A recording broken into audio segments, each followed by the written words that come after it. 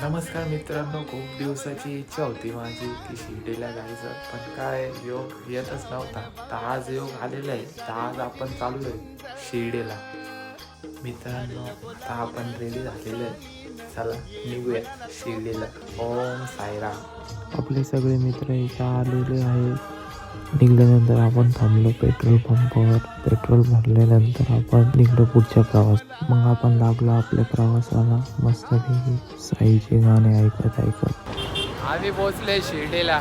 दर्शनाला वेळ होईल म्हणून आम्ही जेवणाचे ठरवले. जात असताना एक साईची विशाल मूर्ती आढळली मला. भोजनालयाच्या आत प्रवेश करून आम्ही घेतले तिकीट आणि लागलो लाईनीला.